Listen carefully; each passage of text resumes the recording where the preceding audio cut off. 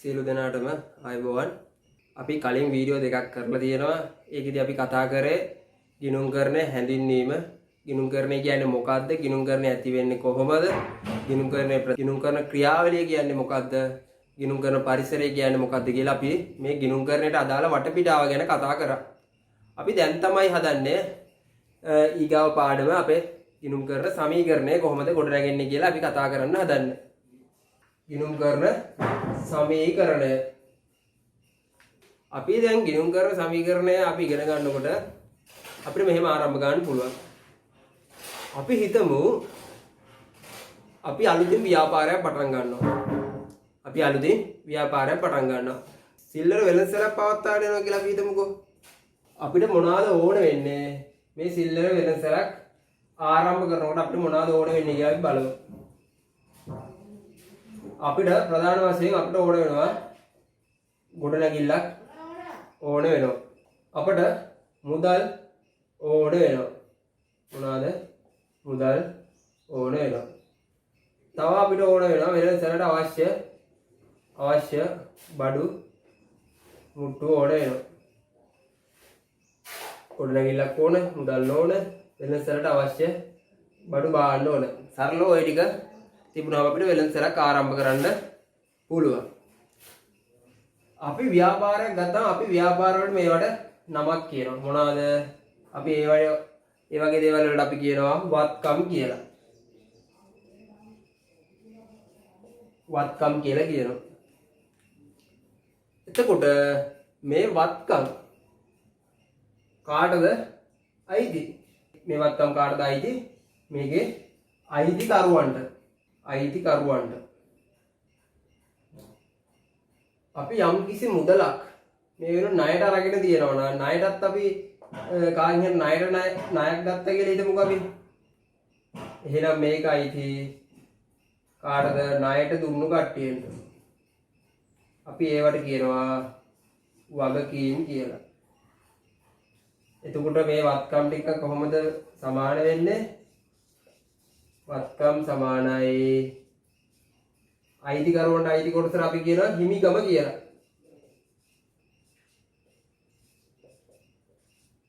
හිමිකම දන වගකීම්. එතකොට මේ අපිට අවශ්‍ය වත්කම් ටික කාටද අයිති? කොටසක් අයිති අයිතිකරුවන්ට. ඉතිරි කොටස අයිති අපි යම්කිසි අපි ණයදගෙනුගේ ණය මුදලක් ගත්තා කියලා හිතමුකෝ. අන්න ඒක මේ වගකීම් කොටසෙනුත් අපිට පෙන්වන්න කරන්න පුළුවන්. එතකොට මුළු වත්කම් සමාන වෙන්න ඕනේ. Tamanට අයිතිකරුවට කොටසක් අයිති, අනිත් කොටස අයිති ණයට ගත්තු පිරිසට අයිති. එතකොට අපිට වත්කම් සමානයි හිමිකම දන වගකීම් කියලා අපිට සමීකරණයක් ගොඩනගා ගන්න පුළුවන්. හරි සරලයි. එතකොට දැන් අපිට දැන් මෙහෙම වත්කම් කිව්වට අපිට එහෙම නිශ්චිත අදහසක් තියෙන්න ඕන. වත්කමක් කියන්නේ මොකද්ද? වත්කමක නිර්වචනය මොකද්ද? හිමිකම කියන්නේ මොකද්ද? ඒකට අදාළ නිර්වචනය මොකද්ද? වගකීම් කියන්නේ මොකද්ද කියලා නිර්වචනයක් අපිට දැනන් ඉන්න ඕනේ. අපි ප්‍රශ්නයක් අහුවොත් මොනවද මේ වත්කම් කියන්නේ කියලා අපි දැනන් ඉන්න ඕනේ. මේක පැහැදිලිව ලියන්න. දැන් අපි එකින් එක කතා කරමු. ව්‍යාපාරයක වත්කමක් කියන්නේ මොකක්ද එතකොට? ව්‍යාපාරයක වත්කමක් වෙන්න නම් මෙන්න මේ ලක්ෂණ තුන තියෙනවා නම් අපි කියනවා වත්කමක් කියලා. එක මොකද්ද? අතීත ගනුදෙනුවක හෝ සිද්ධියක ප්‍රතිඵලයක් ලෙස ඇති වෙන්න ඕන. අතීත ගනුදෙනුවක් හෝ සිද්ධියක ප්‍රතිඵලයක් ලෙස මේ වත්කම අත්පත් කරගෙන තියෙන්න ඕන. ඊට පස්සේ දෙවෙනි එක මොකද්ද? ව්‍යාපාරය විසින් පාලනය කරන්න ඕන. ආර්ථික සම්පතක් වෙන්න ඕන. ප්‍රතිඵලයක් වෙන්න ඕන. ව්‍යාපාරයට පාලනය කරන්න පුළුවන් වෙන්න ඕනේ. ආර්ථිකමය සම්පතක් වෙන්න ඕනේ. මෙන්න මේ ලක්ෂණ තුන තියෙනවා නම් අපි කියනවා ඒක ව්‍යාපාරයේ වත්කමක් කියලා. මොකක්ද එතකොට අපි දැන් අවසාන වශයෙන් කියන්නේ අතීත ගනුදෙනු හෝ සිද්ධියක ප්‍රතිඵලයක් ලෙස ඇතිවෙන ව්‍යාපාරය විසින් පාලනය කරන ආර්ථිකමය සම්පතකට අපි කියනවා වත්කමක් කියලා.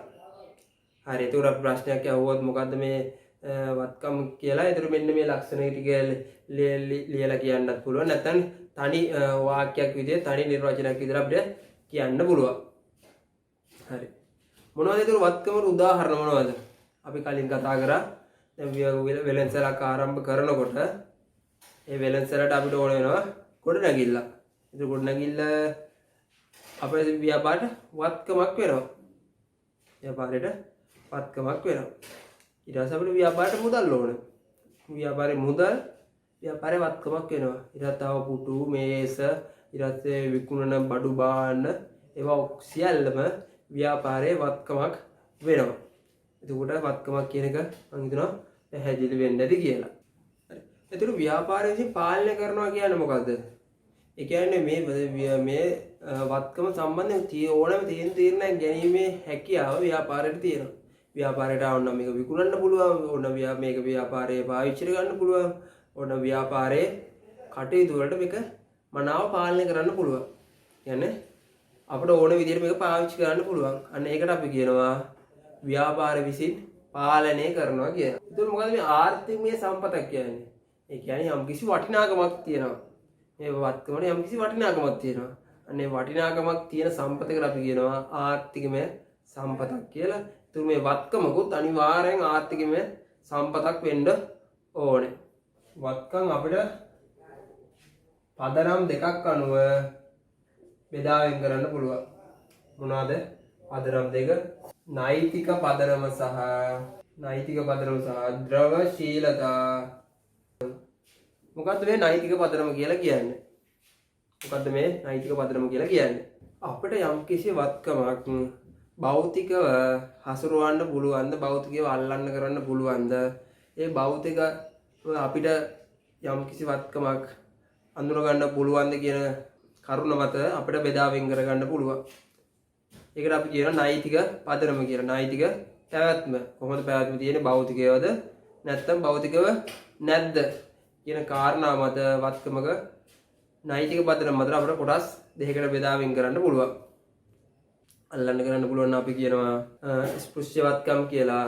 එහෙම අල්ලන්න කරන්න බැරි වත්කම් වලට අපි කියනවා භෞතිකව අල්ලන්න කරන්න බැරි වත්කම් වලට අපි කියනවා අස්පෘශ්‍ය වත්කම් කියලා. ස්පෘශ්‍ය වත්කම් සහ අස්පෘශ්‍ය වත්කම් කියලා අපිට නෛතික පදනම අනුව බෙදාවෙන් කරන්න පුළුවන්. ඒ කියන්නේ භෞතික පැවැත්ම අනුව. ඒක මොකක්ද මේ ද්‍රවශීලතා පදනම කියලා කියන්නේ? ද්‍රවශීලතා පදනම කියලා කියන්නේ මොකක්ද? යම්කිසි දෙයක් යම්කිසි වත්කමක් මුදල් බවට පත් කර ගැනීමේ හැකියාවට අපි කියනවා ද්‍රවශීලතාවය කියලා. ඉතින් ඒ ද්‍රවශීලතාවය වැඩි නම් ඒ ද්‍රවශීලතාව වැඩිද අඩුද කියන පදනම මත අපි කියනවා ද්‍රවශීලතා පදනම කියලා. එතකොට යම්කිසි වත්කමක් ඉක්මනටම මුදල් බවට පත් කරගන්න පුළුවන් නම් අපි කියනවා ජංගම වත්කම් කියලා. එහෙම ඉක්මනටම මුදල් බවට පත් කර ගැනීමට හැකියාවක් නැත්නම් අපි කියනවා ජංගම නොවන වත්කම් කියලා. ඒවා වචන නම් නුහුරු ඇති ඒවා මතක තියාගන්න මොකද්ද කියලා.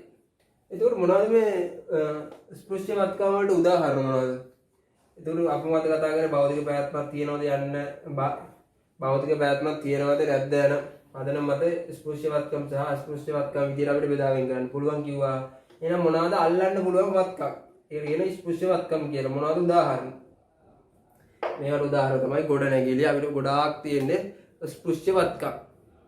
ගොඩනැගිලි, මිල මුදල්, ඊට පස්සේ මේස පුටු, ගොඩනැගිලි, යන්ත්‍ර සූත්‍ර වාහන අපි ඔක්කොම කියනවා මේ ස්පෘශ්‍ය වත්කම් කියලා. එහෙනම් මොනවද මේ අස්පෘශ්‍ය වත්කම්? කියන්නේ අතින් අල්ලන්න බැරි වත්කම් මොනවද ව්‍යාපාරේ? අස්පෘශ්‍ය වත්කම් වලට උදාහරණ තමයි ව්‍යාපාරයේ යම්කිසි කීර්ති නාමයක් ගොඩනගාගෙන තියෙනවා නම්, හොඳ නමක් තියෙනවා නම් අපි ඒක අල්ලන්න බැරි වත්කමක්. ඒ කියන්නේ අස්පෘශ්‍ය වත්කමක් විදියට ගන්න පුළුවන් කීර්ති නාමය. කීර්ති නාමය. ඉතින් මොනවද ජංගම වත්කම්? ජංගම වත්කම් වල මොනවද තියෙන ලක්ෂණ? ජංගම වත්කම් නම් කොහොම වෙන්න ඕනද?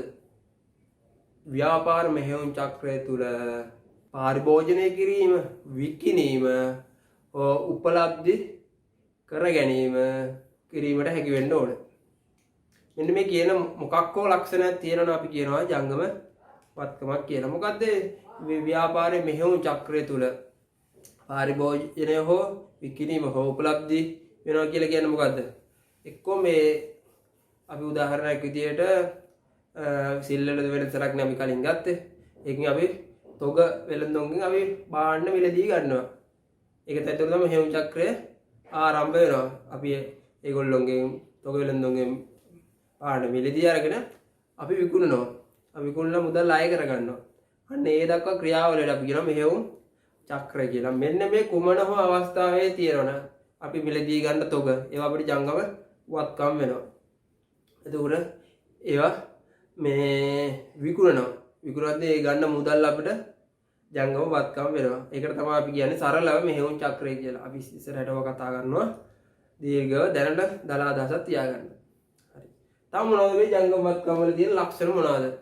ජංගම වත්කම් වල තියෙන ලක්ෂණ මොනවද? එතකොට මෙහෙයුම් චක්‍රය තුල පවතින සම්පත් වලට අපි ජංගම වත්කම් කියනවා.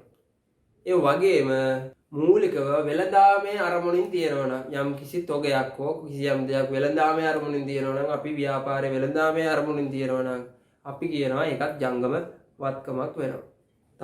තව ලක්ෂණයක් තමයි මාස 12ක් තුල මුදල් බවට පත් කරගන්න පුළුවන් නම් අපි ඒවත් කියනවා ජංගම වත්කමක් කියලා. කියන්නේ මාස 12ක් ඇතුළත මුදල් බවට පත් කරගන්න ඕන. අන්නේ ලක්ෂණයක් තිබ්බොත් අපි කියනවා ඒකත් ජංගම වත්කමක්. මුදල් හෝ මුදල් වලට සමානද? ඒවත් ජංගම වත්කම වෙනවා. උදාහරණ විදිහට බැංකු ශේෂය, අතැති මුදල්, කියන්නේ අපි ගනුදෙනු කරන මුදල්, සියල්ලමත් ජංගම වත්කම වෙනවා. ඒතර මම කියපු ලක්ෂණ කුමක් හෝ තියෙනවා නම් එකක් හෝ තියෙනවා නම් ඒක ජංගම වත්කමක් වෙනවා. ඊටු සියල්ල ජංගම නොවන වත්කම යටතට ගැනෙනවා. උදාහරණ ලිව්වොත් මේවට තොග ඊට පස්සේ මුදල් ණය ගැතියෝ ගන්න පුළුවන්. ජංගම නොවන වත්කම වලට මොනවද අපිට තියෙන්නේ? ගොඩනැගිලි, යන්ත්‍ර, අපි ඒවට කියන ජංගම නොවන වත්කම් කියලා. ඒකට මේ වත්කම් කියන ගැන අපි කතා කරලා ඉවරයි. දැන් අපි වත්කම් කතා කරා. දැන් අපි කතා කරන්න හදන්නේ මොකද්ද මේ වගකීමක් කියන්නේ මොකක්ද කියලා තමයි අපි කතා කරන්න හදන්නේ. ඒකට ව්‍යාපාරයක අතීතයේ සිදුවීමක ප්‍රතිඵලයක් ලෙස ඇති වෙන මේ බේරුම් කිරීමේදී ව්‍යාපාරයේ ආර්ථිකමය සම්පත් පිටතට ගලා යනවනම් අපි කියනවා ඒවට වර්තමාන බැඳීමක් කියලා. අන්නේ වර්තමාන බැඳීමට අපි කියනවා වගකීමක් කියලා. එතකොට අපි බාහිර පාර්ශ්වයට එකඟ වෙනවා. අපි බැඳී ඉන්නවා. මුදල් වලින් අපි බේරුම් කරනවා නම් අපි මුදල් දෙන්න බැඳිලා ඉන්නවා. අපි බඩු භාණ්ඩ දෙනවා කියලා පොරොන්දු වුණා නම් එකඟ වුණා නම් අපි ඒ භාණ්ඩ වෙනුවෙන් බැඳී ඉන්නවා. අපි ඒවට කියනවා වගකීම් කියලා. එහෙනම් මොකද්ද? අතීත සිදුවීමක ප්‍රතිඵලයක් ලෙස ඇති වෙන ව්‍යාපාරයේ වර්තමාන බැඳීම. ඒතුළු මේක බේරුම් කිරීමේදී ව්‍යාපාරයේ ආර්ථිකමය සම්පත් ඒ ආදාළ පාර්ශ්වයට ගලා යාමේ හැකියාවක් තියෙනවා. අන්න ඒකට අපි කියනවා වගකීමක් කියලා. අපිට මේ වගකීනොත් අර වගේ ජංගම වගකීම් සහ ජංගම නොවන වගකීම් වල ලෙස කොටස් දෙකකට අපිට බෙදා ගන්න පුළුවන්.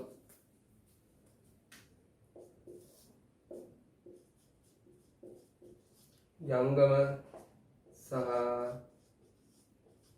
ජංගම නොවන ලෙස අපිට බෙදා වෙන් කරගන්න පුළුවන්. එතකොට ජංගම වගකීමක් වෙන්න නම් මොනවද තියෙන්න ඕන ලක්ෂණ? කලින් කතා කරා මෙහෙයුම් චක්‍රය ගැන කතා කරා. ජංගම වත්කම් ගැන කතා කරද්දිනුත් අපි කිව්වා මෙහෙයුම් චක්‍රය තුල පවතින වත්කමක් ගැන කතා කරා. ඒකට මේ වගේම වගකීමකුත් මේ මෙහෙයුම් චක්‍රය තුල ඇති වෙන ගනුදෙනුවක් නම් මෙහෙයුම් චක්‍රය තුල ඇති වෙන සිදුවීමක් නම් ඒ බැඳීමක් නම් අපි ඒක ජංගම වගකීම් වලට වැටෙනවා. උදාහරණයක් අපිට එදිනෙදා අපි ගන්න තොග අපි ණයට මිලදී ගන්නවා නම් අන්න ඒවා ජංගම වගකීමක් වෙනවා. වෙළඳාමේ අරමුණින් පැන නගින වගකීම්. ඒ කියන්නේ කලින් මම කිව්වා අපි භාණ්ඩ මිලදී ගන්න, අපි භාණ්ඩ විකුණන්න, අපි කොහෙන් හරි පාර්ශ්විකෙන් ණයට මිලදී ගන්නවා නම් අපි ඒවට කියනවා ජංගම වගකීම් කියලා. ඒ වගේම මාස 12ක කාලයක් තුල කාලච්ඡේදයක් තුල අපි මේක බේරුම් කරන්න වෙනවා නම් අපිට ඒත් අපි කියනවා ඒක ජංගම වගකීමක් කියලා. උදාහරණයක් විදියට ලයිට් බිල් වෙන්න පුළුවන්, වතුර බිල් වෙන්න පුළුවන්.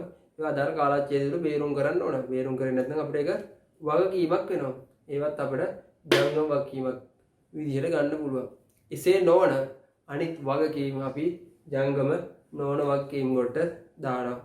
උදාහරණයක් විදිහට බැංකු ණය, දීර්ඝකාලීන ණය මේ ජංගම නොවන වගකීම් පැත්තට එනවා. විදුලි බිල් ණය එනවා. තාම ගෙවලා නැති විදුලි බිල් බාර. ඊට මේවට අපි ගන්න පුළුවන් බැංකු ණය අපිට ගන්න පුළුවන්. හරි දැන් අපි වත්කම් කතා කරා, වගකීම් කතා කරා. දැන් අපි කතා කරන්න යන්නේ මොකද්ද? හිමිකම.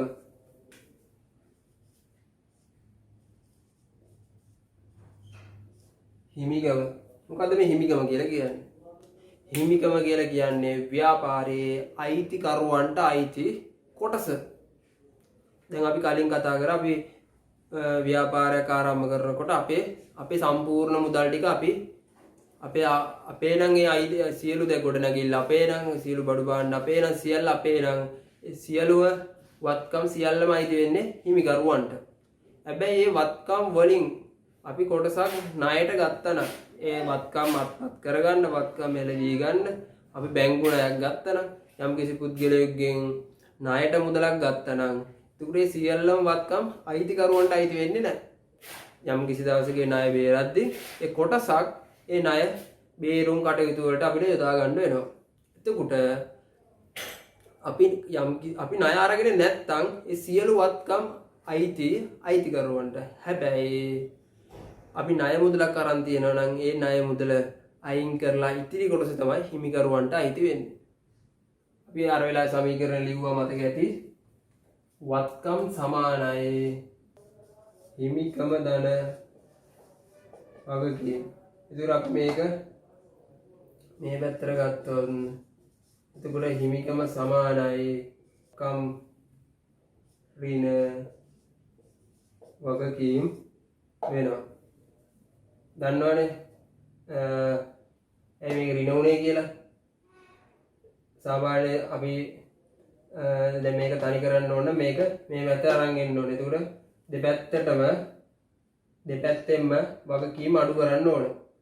උදාහරණයක් විදිහට වගකීම් මේ පැත්තනොත් වගකීම් අඩු වෙන විතර එකට එක කැපිලා යනවා. මේක ඉතුරු වෙනවා. ඒක තමයි හිමිකම ධන හිමිකම සමානයි වත්කම් ඍණ වගකීම් කියලා ආවේ. එතකොට අපිට අගයන් දීලා අපිට වත්කනුයි වගකීනුයි දීලා දෙන අපිට හිමිකම හොයාගන්න පුළුවන්. කොහොමද? වත්කම් වලින් වගකීම් අඩු කරලා හොයාගන්න පුළුවන්. එතකොට අපිට හිමිකම දීලා වගකීම් දුන්නා නම් අපි මේ ව්‍යාපාරයේ වත්කම් කොච්චරක් තියෙනවද කියලා අපිට හොයාගන්න පුළුවන්. එතකොට මේ සමීකරණයේ කිසියම් අගයන් දෙකක් දීලා එකක් හොයන්න දුන්නොත් අපිට හොයා ගැනීමේ හැකියාවක් තියෙනවා. මේ හිමිකම ඇතුලේ තව තියෙනවා කොටස් තුනක් තියෙනවා.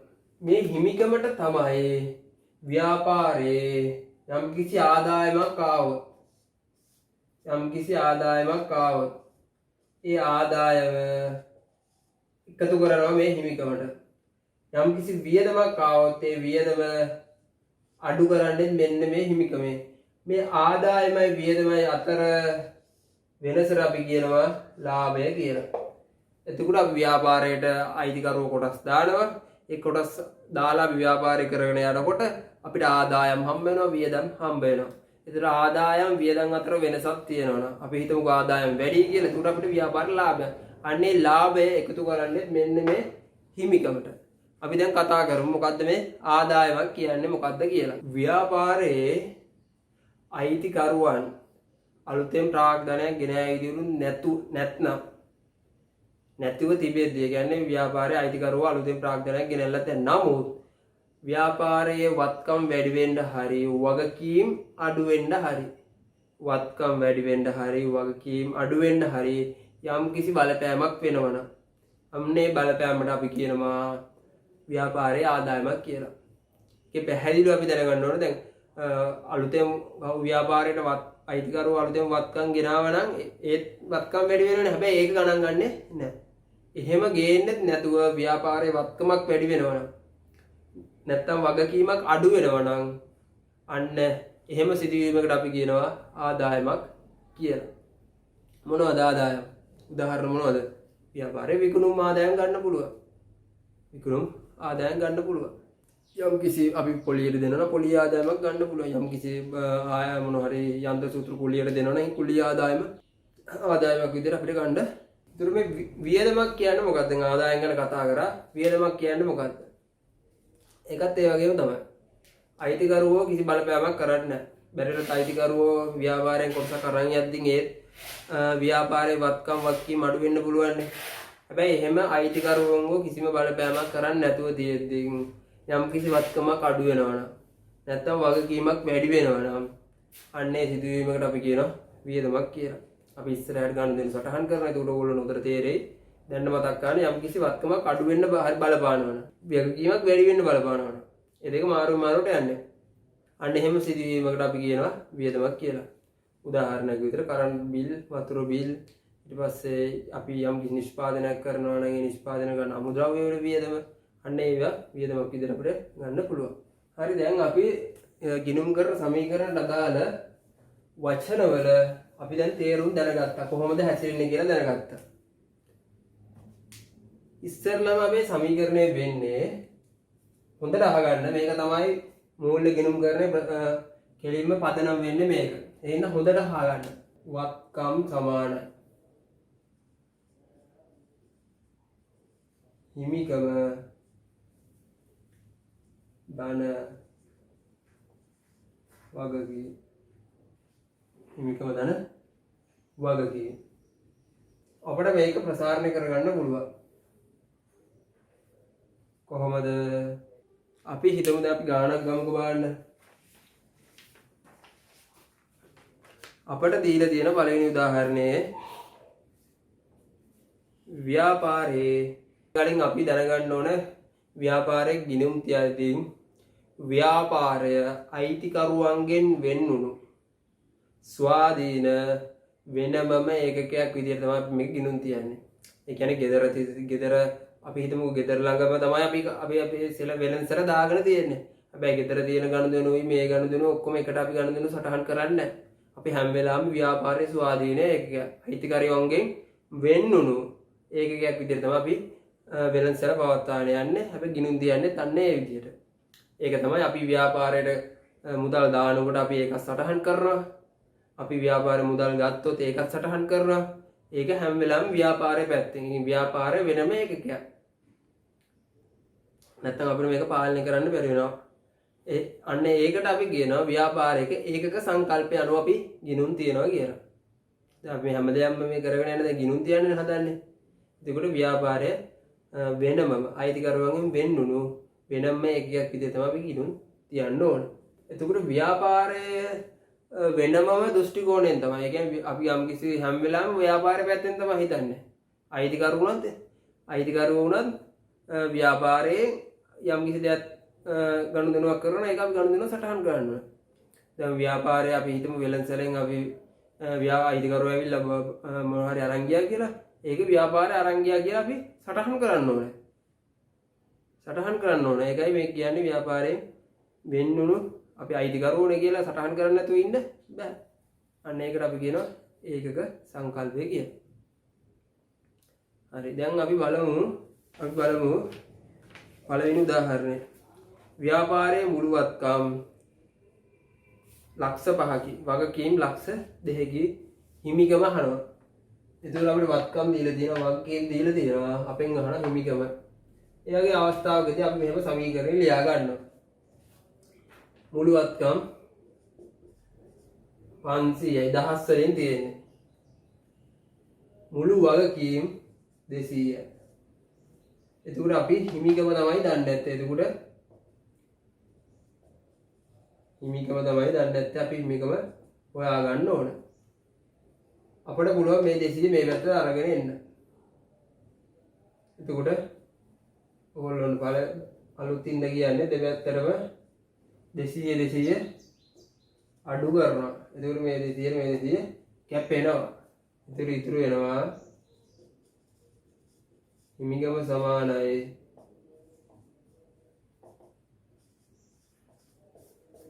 හිමිගම සමානයි 300. හිමිගම සමානයි 300. හරි. ඊට තව ගානක් දීලා තියෙනවා. ව්‍යාපාරයක මුළු වත්කම් 2,50,000කි. හිමිකම 1,50,000කි. වගකීම් කොච්චරද කියලා අහනවා. මුළු වත්කම් 2,50,000යි කියලා දීලා තියෙනවා. මේකේ හිමිකමත් දීලා තියෙනවා 1,50,000යි කියලා. හැබැයි වගකීම් දීලා නැහැ. එහෙනම් කොහොමද අපි වගකීම් හොයන්නේ? එහෙනම් මේ දැන් සමීකරණයක අපි එකයි දන්නේ නැත්නම් මේක අපි මේ පැත්තට අරන් යනවා. මොකද්ද කරන්න ඕනේ? දෙපැත්තටම 150 අඩු කරනවා. ඊට මේකට මේක කැපෙනවා. එහෙනම් වගකීම්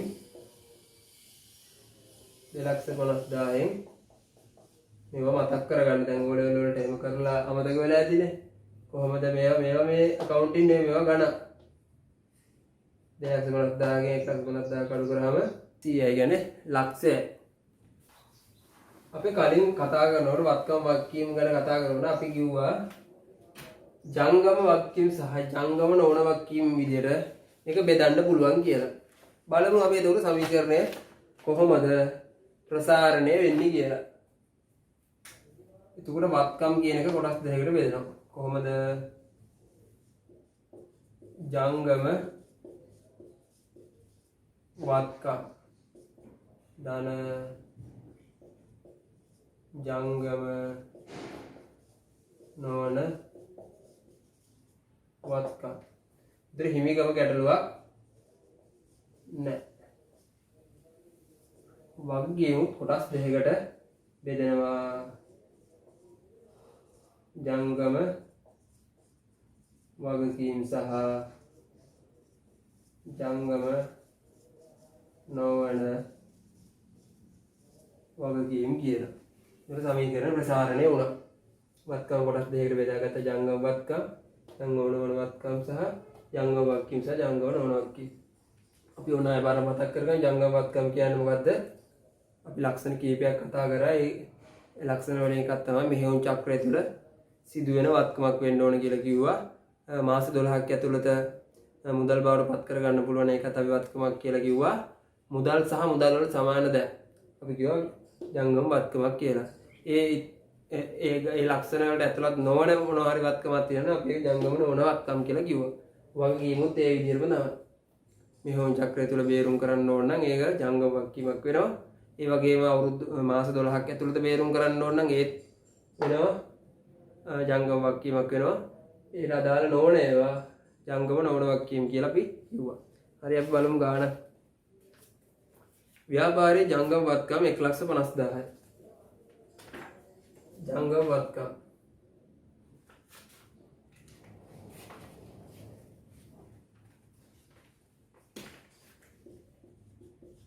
ජංගම වත්කම් 1,50,000. ජංගම නොවන වත්කම් 1,04,000.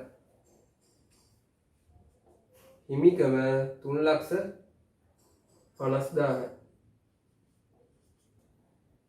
ජංගම වගකීම් තමයි අපි හොයන්න ඕනේ. ජංගම වගකීම් ජංගම නොවන වගකීම් අපිට දීලා තියෙනවා ලක්ෂයයි. ඒක ජංගම වගකීම් 1,50,000යි. ජංගම නොවන වත්කම් 1,04,000යි.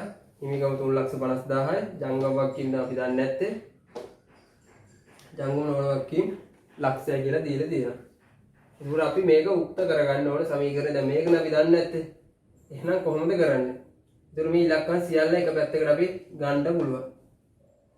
දැන් මේ සංඛ්‍යාව මේ පැත්තට අරන් යනවා නම් අපිට ඕලෙවල් අපි ඉගෙනගෙන තියෙනවා මේ ධන සංඛ්‍යාවක් මේ පැත්තට අරන් යනකොට නම් මේ දෙපැත්තටම ඍණ. කියන්නේ දෙපැත්තෙම 3,50,000. එතන දැන් මේ පැත්තට දෙයක් කරනවා මේ පැත්තට දෙයක් කරන්න ඕන.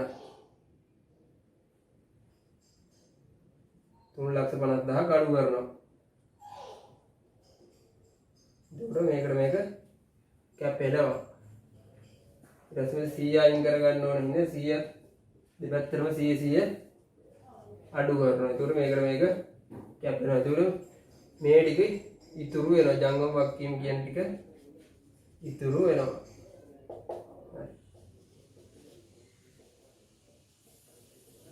මේවා කෙලෙපිටින් ඕලෙවල් වල තියෙන ගණිතය තියෙන්නේ. හරි එතකොට මේක 550ක් වෙනවා. 550න් 450ක් අඩු කරාම 100ක් වෙනවා. 450ක් අඩු කරාම 100ක් ඉතුරු වෙන තුර ජංගම වක්කීම වෙනවා ලක්ෂයක් වෙනවා. ව්‍යාපාරයේ හිමිකම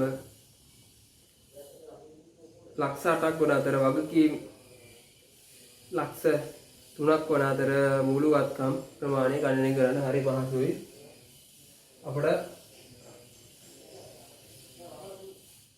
අපිට හිමිකම දීලා තියෙනවා, අපිට වගකීම් දීලා තියෙනවා. අපෙන් අහන මුළු වත්කම් කීයද කියලා. හරි ඒතර උඩ තියෙනවා වත්කම් හිමිකම වගකීම් තියෙනවා. අපිට අහනවා ව්‍යාපාරයේ හිමිකම දීලා තියෙනවා. හිමිකම 800. වගකීම් දීලා තියෙනවා 300. අපෙන් අහනවා මුළු වත්කම් කීයද කියලා අහනවා. එහෙනම් මේක හරි සරලයි. මේ දෙක එකතුව තමයි වත්කම විදියට ඉතුරු ගන්න වෙන්නේ. කීයද එතකොට මේ දෙක එකතු කරාම 1100ක් වෙනවා. හරි සරලයි. අමල් ව්‍යාපාරය ආරම්භ කිරීම සඳහා ලක්ෂ 5ක්ද කාර්යාල උපකරණ ලක්ෂ 2ක්ද බැංකුවකින් 50,000ක ණය මුදලක්ද ලබා ගන්නා ලදී. ඔහුගේ හිමිකම කොපමණද කියලා අහලා දෙනවා. දැන් පොඩක් වෙනස් කරලා දෙනවා. කෙලින්ම අපිට ජංගම වත්කම් ජංගෝනෝන වක්කීම් කියලා අපිට දීලා නැහැ. අපිට නම් වශයෙන් දීලා දෙනවා. අපි බලමු. අමල් ව්‍යාපාරයක් ආරම්භ කිරීම සඳහා මුදලින් ගේනවා ලක්ෂ 5ක්. මුදල් කියන්නේ මොනවද? මුදල් අපි කියවා මුදල් කියන්නේ ජංගම වත්කමක් කියලා. ජංගම වත්කම විදිහට උඩ යා ගේනවා ලක්ෂ 5යි. කාර්යාල උපකරණ ලක්ෂ 2ක්ද? දැන් මේ අයිතිකරුවෝ තමයි අරගෙන ඉන්නේ ව්‍යාපාරයට. එතකොට කාර්යාල උපකරණ අපේ වෙනවා ජංගම නොවන වත්කමක් වෙනවා. අපි ජංගම වත්කමක්ද නොවන වත්කමක්ද කියලා අපි අර කියපු ලක්ෂණ කලින් කතා කරපු ලක්ෂණ අනුව අපිට තීරණය කරන්න පුළුවන්. උගලා ගිහලා නැවත බලන්න. ඒතරවල තේරෙන්නේ මේ කාර්යාල උපකරණ ඒවා විකුණන නෙමෙයි ගේන්නේ. ඒක ව්‍යාපාරේ පාවිච්චියට ගේන්නේ. අන්න ඒ නිසා ජංගම නොවන වත්කමක් වෙනවා. ඒකේ වටිනාකම වෙනවා ලක්ෂ 2ක්. ඊට කියනවා බැංකුවකින් 50,000ක ණය මුදලක් ගන්නවලු. ඒතර බැංකු ණය වෙනවා ජංගම නොවන වගකීමක් වෙනවා. 50,000ක ණයක් අරන් තියෙනවා. එතකොට අපෙන් අහනවා හිමිකම කීයද කියලා අහනවා. හරි සරල. දැන් අනිත් ඒවා ඔක්කොම දන්නවා. ජංගම වක්කීම් මේ ව්‍යාපාරේ තිබිලා නැහැ. එහෙනම් කීයද? දැන් දන්නවා. මේක මේ පැත්ත අරගෙන යනවා. ඒක ඍණ වෙනවා. එතකොට 700 750 කරාම 650.